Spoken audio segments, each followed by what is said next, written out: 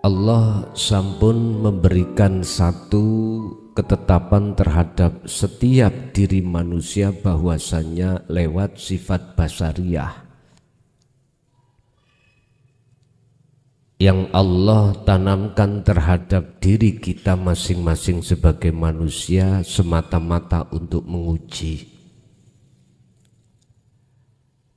atas kesetiaan kita, apakah masih tetap hati ini condong kepada Allah ataukah sebaliknya. Ternyata Bapak Ibu, kita semua manusia mengikuti dan condong terhadap hawa nafsu. Oleh karena iblis atau hawa nafsu diberikan Allah izin dan dijadikan Allah sebagai ujian bagi kita, maka seluruh umat manusia mulai sejak Nabi Adam sampai kapanpun itu iblis selalu menyesatkan ruhaniyahnya dari jalan Allah. Illa ibadaka minhumul mukhlasin, hanya satu orang yang tidak akan pernah disesatkan Allah, disesatkan iblis adalah hamba yang dipilih. Pertanyaannya, kapan di antara kita menjadi golongan yang dipilih oleh Allah? Kapan? Padahal kita semuanya mengalami penyesatan dari iblis itu sendiri. Allah juga tidak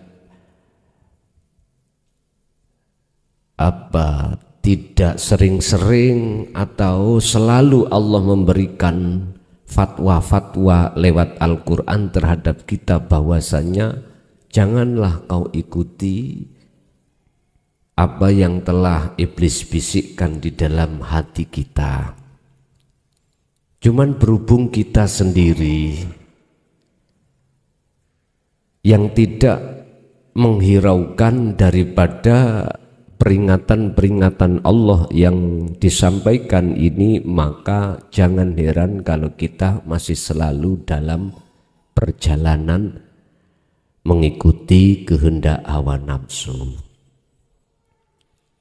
Oleh sebab itu Bapak Ibu, inilah yang akan menjadikan hati kita keruh, hati kita kotor, hati kita masih semakin jauh pada Allah. Sehingga beliau Syekh Ibnu Athaillah menerangkan di dalam makalah ke-13 terkait apakah resiko hati yang keruh itu. Qala musannifu rahimahullah, kaifa khaliqaya apa yusroku bisa mencorong apa kolbun ati. Bagaimana mungkin hati itu bisa mencorong cahaya makrifat pada Allah, sedangkan suwarul akwani utawi gambar makhluk iku muntabi'atun melekat fi mir'atihi ing dalam telengi ati. Bagaimana mungkin cahaya makrifat itu di dalam hati akan mencorong sementara gambar yang melekat di dalam hati kita isinya adalah dunya? Gak mungkin. Walaupun jenengan kali kula ini melakukan ritual ibadah secara makhduf baik di dalam sholat ataupun haji, tetap nggak bisa Pak. Tetap nggak bisa ruhaniyah itu dikatakan ibadah menghadap terhadap Allah yang diterima nggak bisa. Karena hati kita telah jauh dari cahaya makrifat kepada Allah. Terus solusinya bagaimana? Di sini tidak diterangkan tentang solusi, cuman serai kula jelaskan tentang solusi. Kembalilah pada surah Al-Baqarah ayat 54. Di situ secara ringkas ada kalimat faktulu anfusakum. Bersenono, bersihkanlah makhluk-makhluk yang sudah kadung masuk di dalam hati kita yang kita imani. Satu contoh, makhluk apapun Pak, kita punya iman bahwasannya yang melakukan apakah kita ataukah makhluk lain itu pasti. Oleh karena kita melihat dari sisi makhluknya. Ngaji, contoh saya, oleh karena saya itu melihat diri saya makhluk yang mengaji, maka di dalam hati saya ada rasa keakuan makhluk saya. Inilah yang menjadikan hati saya tuh keruh Pak. Cahaya makrifat akan padam, tidak akan pernah terjadi di dalam hati saya. Terus bagaimana cara untuk menghilangkan kekeruan ini? Isi makhluk suwarul akwan, gambar makhluk yang melekat di dalam hati kita. Tanya bagaimana faktulu, udah patenono rasa keakuan kita sebagai makhluk yang melakukan atau di luar kita makhluk yang melakukan. Iman rasa yang makhluk yang melakukan itu sampai lepas. Kalau ini sampai tiadakan rasa keakuan makhluk, maka di situ akan muncul rasa keakuan urip dalam dan di luar jenengan. Jikalau masih belum bisa, maka dalam makalah lain beliau Syekh Ibnu Athaillah mengatakan la tatruk adzikra li adami khudurika ma'allahi ta'ala. Ojo kok tinggal no dzikir itu. Tetap lakukan terus. Walaupun li adami khudurika ma'allah. Walaupun tidak ada kekhuduran hatimu terhadap Allah. Tetap lakukan dzikir itu. Tetap. Sebab dengan cara menghilangkan rasa keakuan makhluk di dalam diri kita inilah faktulu anfusakum. Cara untuk membersihkan, menghilangkan makhluk-makhluk yang sudah melekat di dalam hati kita sehingga iman kita terhadap makhluk yang melakukan. Bapak Ibu, jenengan sudah tahu laksana baju kalau kotor itu harus dicuci. Tingkatan kekotoran itu juga ada yang ringan, ada yang sedengan, ada yang berat. Tergantung kotoran yang melekat. Kotoran sing paling melekat, sing wangel iku garwa. Jenengan kali kula sik merasa punya garwa, iku garwaku. Gak lagi gak perempuan. Iku anakku. Iku dunyaku. Paling ngawabut niku tentang syahwatud dunya wa zuyyina linnasi hubbus syahawah, pertama garwa. Nomor 2 konatiril mukontoroh, anak. Ketiga walbanin, anak. Konatiril mukontoroh, yang ketiga dunya brono, sandang pangan papan. Kongkon ngelepas iki duduk omahku. Oh wabot nggih. Apa maneh garwa. Duduk garwaku. Wabot. Tapi iku wajib, Pak. Secara ruhaniah wajib sampai tiadakan. Sampak mohon maaf, jangan disalahkan. Para masyayikh kita dulu, para aulia dulu, sampak tinggalkan bojo anak dunya brono secara fisik ya di situ alasannya.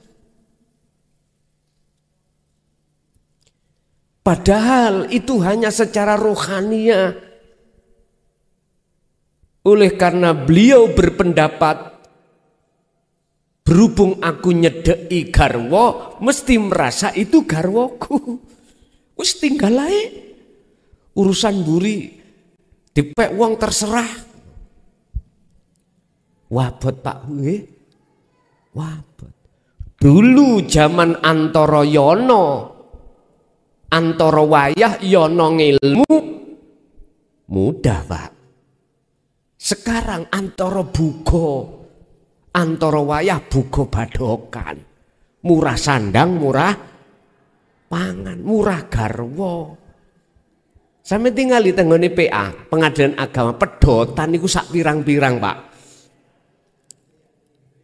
Lho nggih, kula niki sering ngetutake warga kula niku cerai iku sik nom-nom ngono. Si anak siji, anak loro. Makane sampeyan golek pedotan akeh ning PA.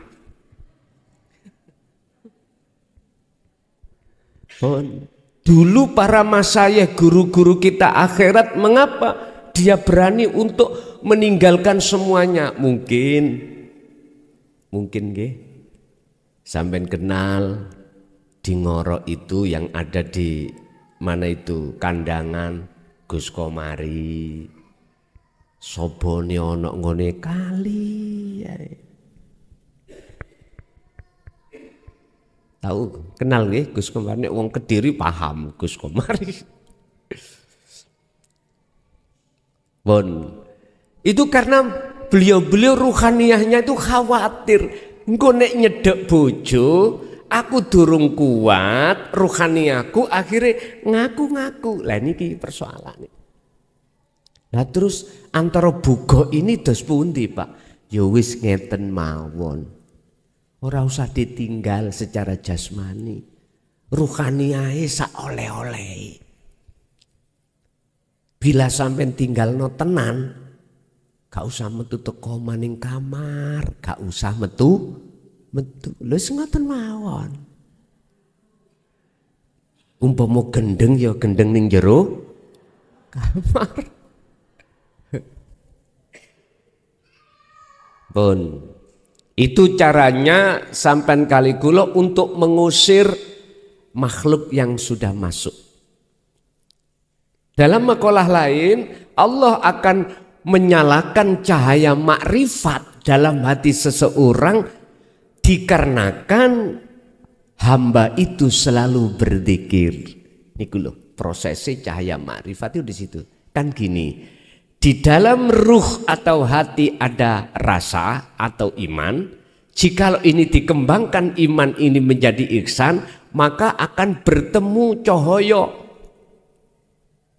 makrifat. Di dalam cahaya makrifat itu ada hidup. Itulah wujudnya Allah. Akan ketemu.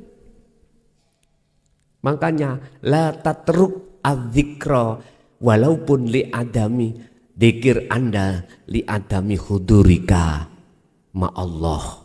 Belum ada kehuduran, tetap dzikir iku jalankan. Wis. Sampak-sampak pentingnya dzikir. Dalam surat Al-Ahzab itu Allah dawuh, ya ayyuhalladzina amanu, ya ayyuhalladzina amanu udzukurullaha dzikron katsiron. kongkon perbanyak. Kongkon perbanyak oleh zikir. Apa zikir jahri siri? Bukan. Itulah yang kusebut zikir sebagai pengusir penjajahnya ruh adalah sirul asrar. Sebab siapa yang berzikir tersebut maka Allah akan mengutus utusannya malaikah untuk masuk di dalam jagate hati mengusir penjajah hati, yaitu nafsu. Baru kalau itu diusir, nyalalah lampu tersebut. Cahaya makrifat itu akan menyala. Kalau sudah menyala detik-detik itu juga, maka nyatalah wujudnya Allah di dalam pandangan hati jenengan. Pun itu satu. Nomor dua, am kaifa yarhalu, kaifa khalikoyo opo yarhalu bisa budal opo ati roh iku ilallahi ta'ala maring Allah ta'ala, sedangkan wahwa khali utawi hati atau ruh iku muqabbalun bisyahwatihi, terikat terantai dengan kesenangan hawa nafsu. Apa bisa ruh iku berangkat budal suluk nuju kewusulan bertemu Allah? Sedih solusine yo rantene kudu dilepas baru saged berangkat. Nggih Pak, kalau rantene nafsu koyok rantai ning dohir penak dilas saya pun saged protol. Apa yang dijadikan nafsu sebagai rantainya? Di situ dikatakan bisyahwatihi. Di dalam diri kita ada sifat basariyah, sifat yang miturut kesenangan manusiawiyah. Apa Pak? Kesenangan jenengan kali kula sebagai manusiawiyah. Nyun sewu. Nek wong lanang normal ya, mesti golek garwa. Sing belum punya garwa. Sing estri yang ngono, tawa-tawa. Sapa sing gelem garwa, lho ngaten. Sampai wong tua sendiri lu ngelarang anake nek kalau makan di depan pintu. Ojo nak, nanti jodohmu balik. Lah ngoten gini.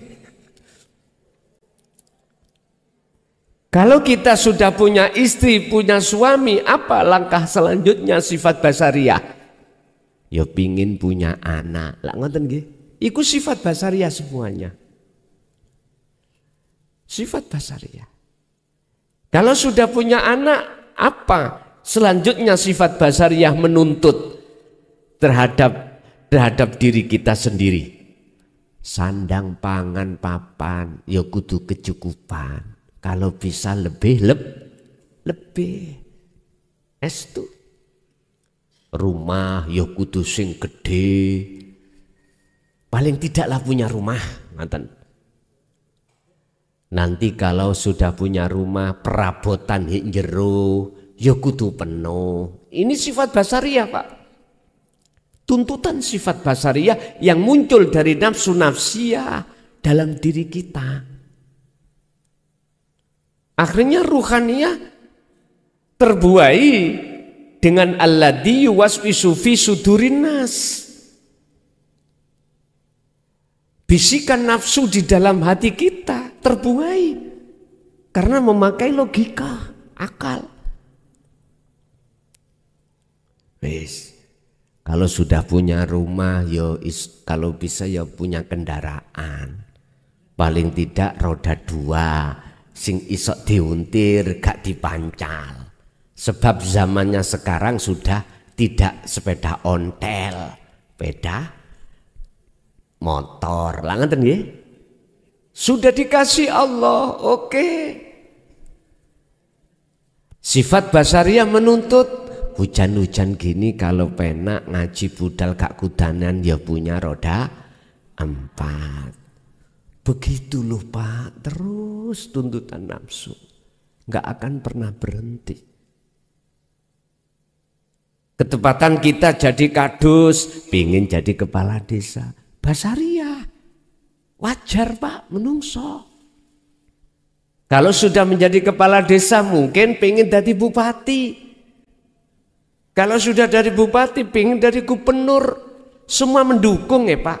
Finansial oke, bisnis oke, bondo oke, budal. Sampai terakhir jadi presiden. Allah peringatkan, alhaakumut takasur. Jikalau kau terus-terus seperti ini, kau akan lalai pada Tuhanmu, pada Allah. Sampai kapan? Hatta zurtumul maqabir, sampai mati. Lah hukum ini berlaku hanya bagi ahli hijab, ahli syuhud tidak. Karena ahli syuhud tahu Pak, dilarang oleh Allah tidak boleh berbuat fasad, kerusakan di atas bumi. Bukan bumi yang kumaksud niki dunyo. Yang kumaksud bumi awak jenengan gile. Inilah yang Nabi Musa peringatkan terhadap kaumnya, innakum dolamtum anfusakum, sesungguhnya kamu hei kaumku telah berbuat dolim terhadap dirimu sendiri. Apa? Membikin Tuhan yang bukan Tuhan, yaitu dunia masuk dalam hati para kaum itu. Kalau bahasa Quran ini bittikhadikumul ijlah, membikin anak sapi sebagai sesembahan pada zaman itu. Padahal itu kinayah, iku sanepan. Padahal anak sapi kalau dibiarkan menjadi sapi gede. Ya inilah Pak, nek gak garwa yo anak, nek gak anak yo dunyo bro. Yo iku anak sapi kalau gak ndang dibeleh seperti kemarin ya, menjadi bapak sapi. Makanya bapak sapi langsung beleo. Mboke sapi sampean beleo, cek gak mana disebut anak sapi. Enggak kita beleh sapi ini dohire, sementara sapi sing ono jero dibiarkan. Rugi jenengan kalih kula. Bapak Ibu hadirin jamaah rahimakumullah.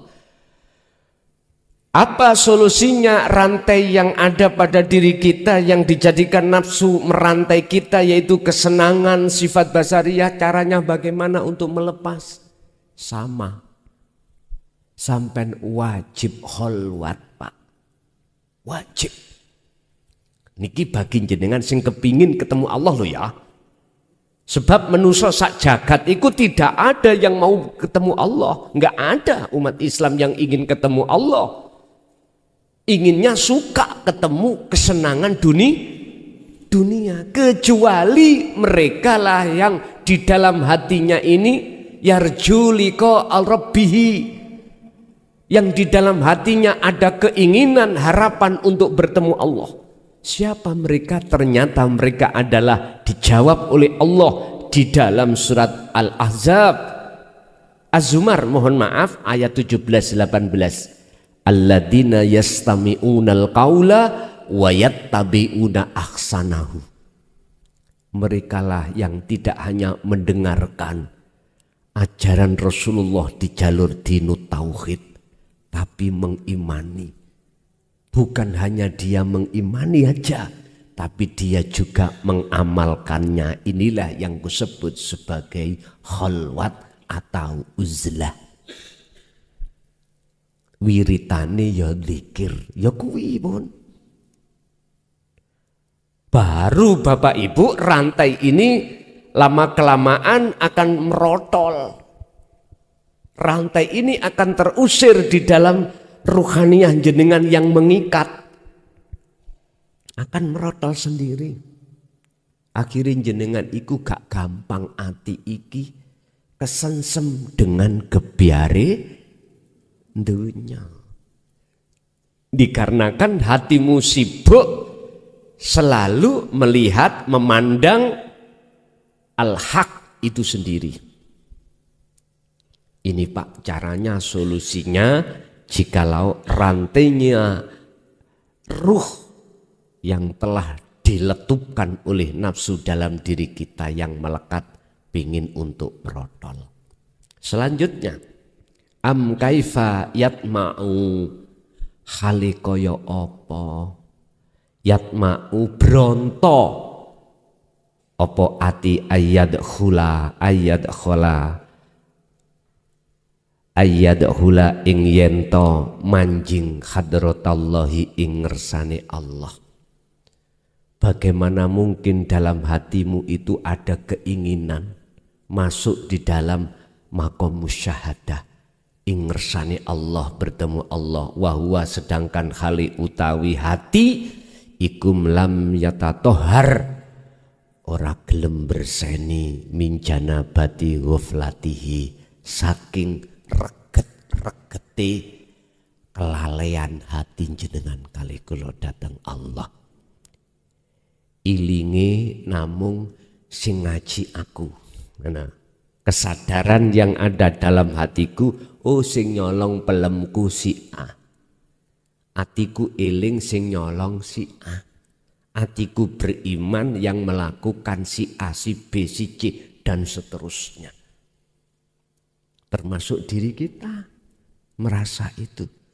Bagaimana mungkin dalam hati jenengan iku ada berontok, greget, keinginan kuat untuk masuk di hadratillah, bertemu Allah, sedangkan dalam hati kita masih dalam keadaan kotor alias gak mau untuk bersuci dari kelalaian. Intine apa mungkin jenengan saged dumugi wusul sementara jenengan ora gelem dzikir. Ngoten intine.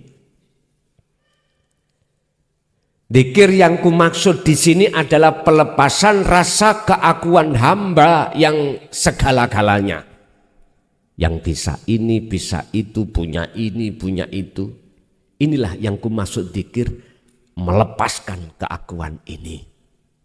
Bagaimana mungkin kita akan bisa sampai ke hadratillah lawang kita itu ingkar dari dzikir tersebut. Makanya saya katakan jenengan sing ono syariat dididik tauhid la ilaha illallah dengan wirid dzikir jahri, jenengan yang di thariqah dengan tauhid la ilaha illallah yang dididik dengan dzikir sirri. Apa bisa mungkin ke hadratillah suluk jenengan? Sementara jikalau jenengan ini menolak sirul asrar, mboten saged. Sering saya katakan, saudaraku yang ada di syariat dan di thariqah, janganlah kau berhenti untuk dzikir selanjutnya yaitu sirul asr, sebab sampai berpuluh tahun pun saumur kau pun miturut sistem, jikalau dzikirmu cuman jahri siri nggak akan bisa sulukmu bisa wusul. Hadratillah niki Pak nyun sewu cara ngomong makom musyahadah. Jenengan kali kula tibone hanya di makom mukasyafah. Sing syariat tibone ning makom muhadharah. Nyun sewu, kula tulisi. Ben sing protes cek ning protes. Endi rek tulisane iki rek?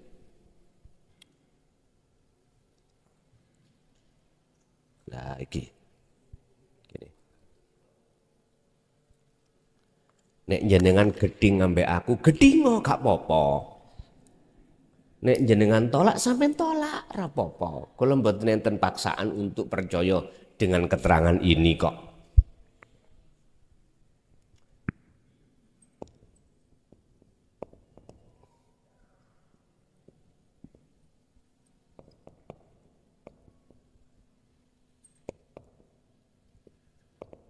Pun Pak, ngene iki makom telu iku sing tinggoni menungso. Muhadharah ya ini alam kasunyatan Pak. Alam fisik jasad-jasad niki. Lah mukasyafa adalah alam kebuka goibe makhluk. Goibe makhluk siapapun sing goib ikut dibuka Allah. Jenengan kalau dzikirnya itu jahri tok, maka jenengan nggih muter-muter nih muhadharah. Selalu memakai akal. Kalau tidak masuk akal nggak akan percaya. Ini golongan kita yang ada di ya. Kita akan ngunggul no nyun sewu. Perkara selain Allah. Oh, aku sukses sebab wirid aku iki.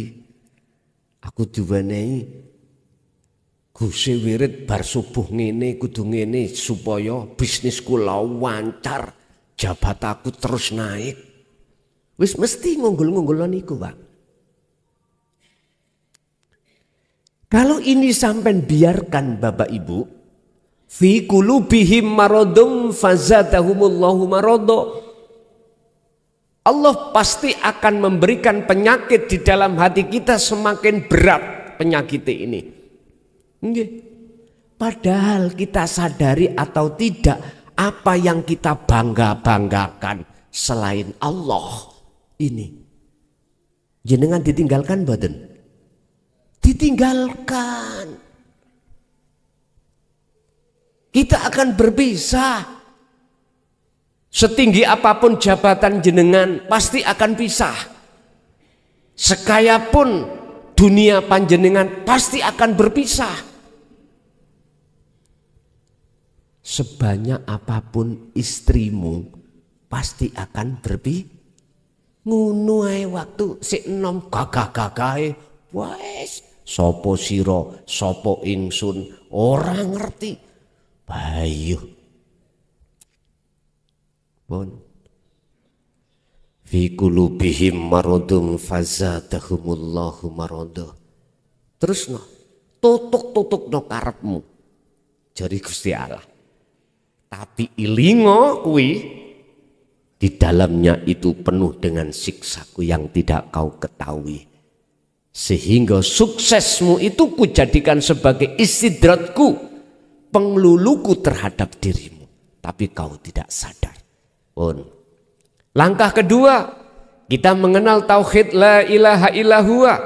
Kita yang ada di thariqah diajarkan dzikir sirri. Di dalam hati kita mengucap Allah, Allah terus entah berapa puluh ribu setiap hari. Ini Pak bahayanya jikalau tidak jenengan sertai sirul asror. Jeduke jenengan pol-polane ning makom mukasafah kekancan sampan adalah ghaib makhluk, bisa muncul karomah dari cahaya, bisa muncul karomah dari nar api, tergantung ilmu sing sampean lakoni. Geni ambek sentolop iku iso dibuat dijadikan mencari ayam yang hilang. Ya. Mungkin jenengan dulu pernah ada istilah ilmu putih, ilmu hitam. Dengan ilmu hitam jenengan iku bisa mendatangkan nar apa? Cahaya yang ditimbulkan dari api. Ada tamu pitike ilang didelok saged padang. Oh si A si nyolong. Ilmu putih berarti malaikat. Jenengan ono tamu nyun sewu bojoku iki selingkuh maneh apa Kak? Tahu? Iya. Kalih tiang pundi? Kalih tiang mriko lho pundi? Tiang kencong. Omahe ngadep ngidul. Ngoten. Rambutnya rada dawa titik. Nggih ketinggal gambar ngoten niku. Jika goleki dompeti ilang, nyun sewu Pak. Dompetku isine surat-surat penting niki Pak wonten pundi? Oh digawa wong kae, mang ceblok digawa wong kae wis paranono nang omahe. Ana tamu teka, nyun sewu lho ya. Nyun sewu, duwe masalah. Masalahe gara-gara bapak iki mang selingkuh, bojone njaluk pegat gak gelem disopo. Jangankan disopo, dijak kelone gak gelem. Mingkur minggat nang wong tuwane. Terus datang arepe ngomong langsung dilokno raimu kaya bedes. Bojone wong kok gagahi. Kaget mboten jenengan? Loh, Mbah Yai durung tak omongi kok pun semerap. Lah ngeten nggih. Mesti umumnya sampai nuduh iku wali. Nggih mboten? Tolong tak klarifikasi. Apa sih wali? Jamak dari aulia. Artinya kekasih Allah. Ciri kekasih Allah itu mboten teng mriku. Kembalilah ning Quran. Ala inna aulia Allah la khaufun alaihim walahum yahzanun. Memang ada kekasih Allah itu yang dibonusi karomah. Wonten, ada yang tidak, Pak. Artinya karomah kasyaf itu tidak dijadikan sebagai tanda dari kewalian seseorang pada Allah. Tidak bisa. Niku batal. Estu. Utange akeh moro Mbah Yai. Estu kula niki berutang mboten saged mantuk. Tolong sampeyan dudono nomor sok Rebu ngarep. Misale ngono tangger, akhirnya diterawang kali Mbah Yai mang. Wis kuwi aja mulih-mulih ya. Saiki dina apa? Saiki dina Selasa, meni Rebu. Rebu meni ae mulia saiki bengi ana kene bersenono WC-ku, bersenono ngarepe omahku. Lah ngoten. Mergae ning kono wis beliaunya sudah diketahukan oleh Allah. Akhirnya pinter oleh ngerames nomor WC piro ya. Hati kitabe dibuka nggih. Ketemu Pak, piro WC ku. Wis. Terus iki aku kok ngon bersih-bersih ning lahane Mbah Yai yo. Dibersihni. Njukuk sapu. Sapu nomor piro ya? Nah. Lho ngoten kok ya pas Gusti Allah ngijabahi gitu ya Pak ya. Heeh. Cocok. Loh, mesti jenengan mastani, wah iki waline Allah. Ngerti sadurunge terjadi. Maneh karomah lagi. Jenengan iki dolanan kliwar-kliwure malaikat alam malakut tampak. Estu. Malaikat Israel kare mau njukuk bebek nih. Kate nandi bebekmu meneh jam 10 tak jupuk. Oh ngono ah. Ya wis. Ketemu ditakoki, "Ndi, Mam?" Bibike dikandani. "Bek, sampean meneh gak ono, Bek. Eblas ae. Aku sik ketok sehat ngene kok." Anake dikandani. "Bebekmu meneh dijupuk Gusti Allah jam 10." Wow, sampai niku disiki kersa. Lah ngeten nggih. Ndelalah nggih, Pak. Akhirnya jawaban sampean ya apa? Nuduh jenengan sebagai kiai ini mang waline Allah. Loh, niki jalur-jalur kasaf, Pak. Jenengan ya nyun sewu salat sak salat, wirid sak wirid apapun niku jagongane kali Nabi Khidir, Nabi Ilyas. Wis macam-macam. Ya Allah. Niku lak makhluk sedaya toh? Makhluk. Niki bahaya kanggo jenengan manakala jenengan belum dititah luhuri diizini Allah membawa dzikir sirul asrar. Niki akan menjerat jenengan kali kula. Terjerat jenengan.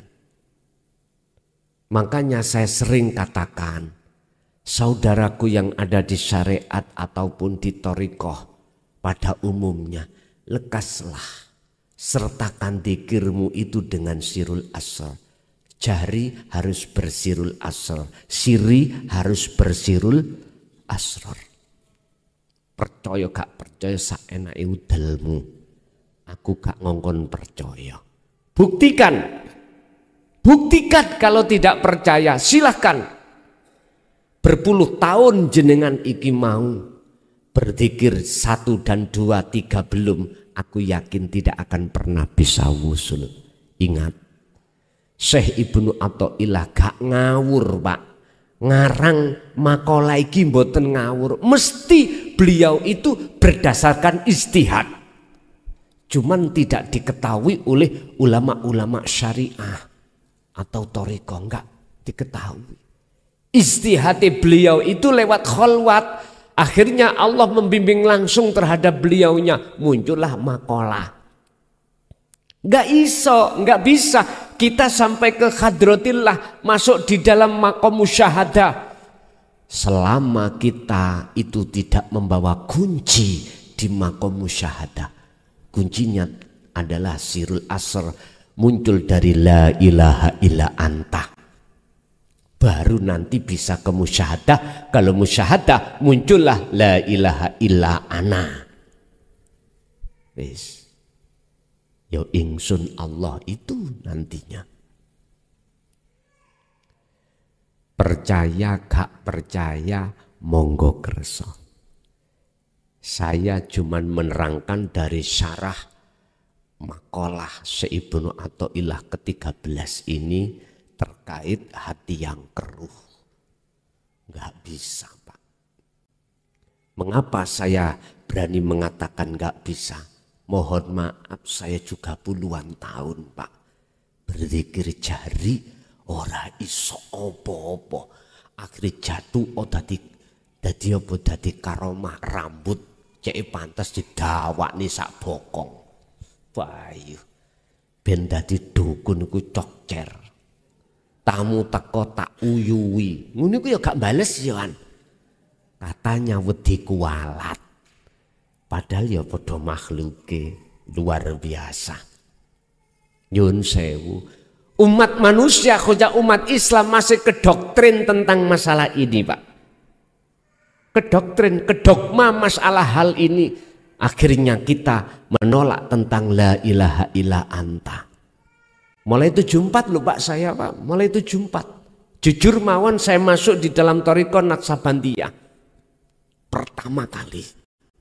Abah sendiri yang membeat saya pada waktu itu. Nggih mohon maaf. Nggih termasuk Gus Komari ku santrine Abah biyen niku.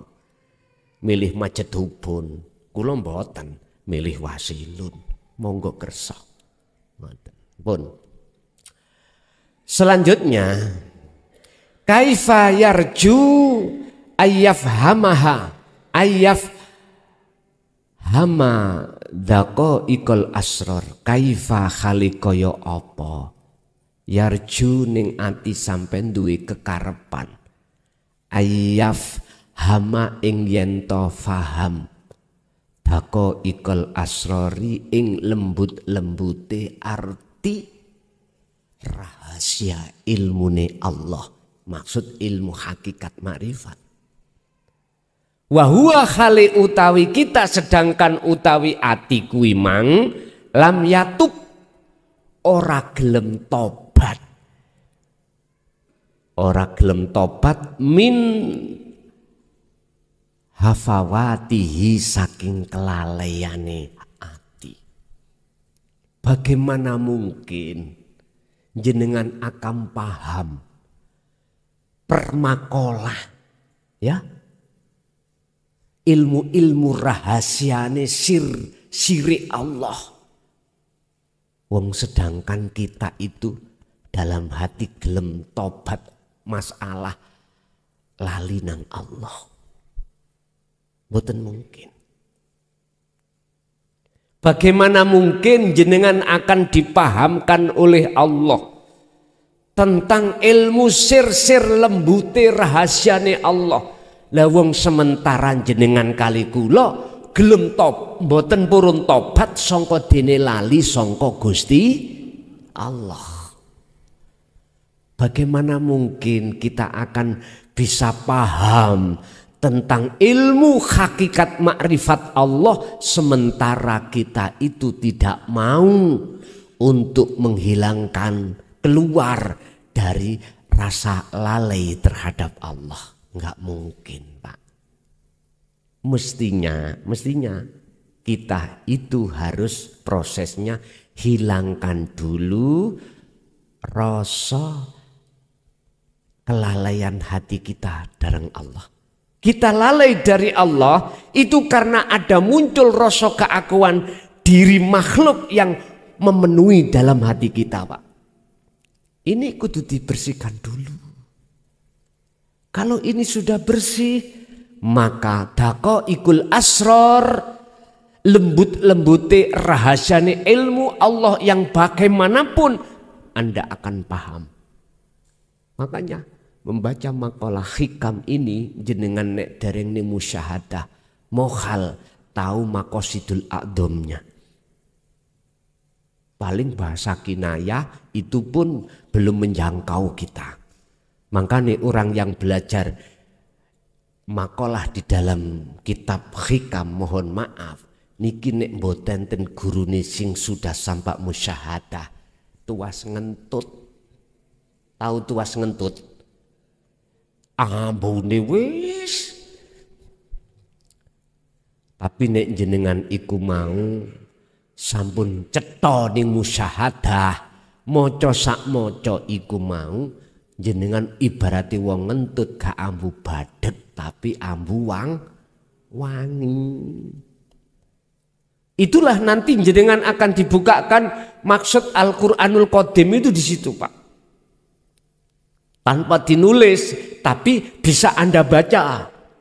Maksudnya, faham jenengan, maksud daripada wahyu yang tersirat dari Allah itu akan paham sendiri. Selanjutnya, terakhir pun, niku makalah yang terakhir. Terus intinya bagaimana biar ngertos daqaiqul asrar. Pertama, yo ngaji dulu. Kita mengikuti ajaran Rasulullah di jalur tauhid, di jalur hakikat, dinut tauhid. Wis, nek gak paham yo teko. Nek wis paham gak usah takok, cek gak ngebek-ngebeki WA, ya. WA ku lho kari 3.000. Dadi sing WA mulai sejak tak umumno niku tak hapus, mlebu tak hapus gak tak jawab. Lah aku nyelesekno sing wis-wis. Sing hampir 1 bulan ini hanya ini belum diweni Allah kesempatan loh, Pak. Kalau hitung wau kanten 3.000 pira ngono. Mek ditik 3.013 apa piye man. Mboten napa-napa. Tak selesekne dulu baru takono. Mengki tak umumno. Pun Pak, bingkile sampun ready semuanya. Monggo sepeda motor sing rusak sampean dandakno kene tak jawab lho ngoten mengke. Pun tenang mawon. Pun Bapak Ibu, kalau kita sudah paham tentang ajaran dinut tauhidnya, bagaimana cara menghilangkan keruhnya hati, yaitu khalwat dengan dzikir, lakukan itu terus. Maka jikalau sudah ke musyahadah makom terakhir, musyahadah itu makom persaksian yang benar. Makom bersaksi yang benar itu adalah yang menyaksikan dan yang disaksikan itu pelakunya tunggal. Berarti yang melihat Allah itu Allah sendiri. Wis. Iku lho nek cara ilmu sejati ku syahadat tunggal. Setelah syahadataini, syahadat loro, nyeksekno Allah wujude urip, nyeksekno Muhammad wujude makhluk semua sak donya, lalu masuklah syahadat tunggal, Allah dohir, Allah batin. Sehingga enggak ada dohir, enggak ada batin, sebutan enggak ada, wis meneng kaya wong colo. Ya udah. Ruhaniyah. Pun kesimpulannya yang menjadikan hati kita keruh adalah perkara-perkara selain Allah yang kita imani. Wa may yakfur bitaghut, barang siapa meninggalkan iman selain Allah lewat khalwat dzikir tadi, maka wayu mimpilah imanmu yang tauhid selain Allah lepas akan menjadi iman hanya pada Allah. Artinya keingsunan Allah di dalam diri jenengan akan menggelora. Pun itulah ahad. Allah dawuh dalam satu ayat, ani budullaha wajtanibut tauhid.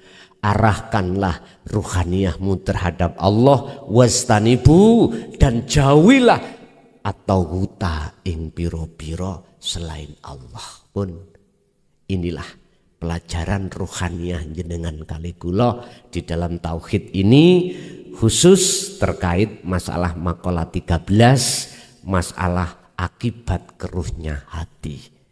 Ternyata kekeruhan itulah menjadikan satu, hati kita buta, dua, semakin jauh pada Allah, tiga, semakin tersiksa hati panjenengan kali kula. Bapak Ibu hadirin, itu apa yang bisa kami sampaikan.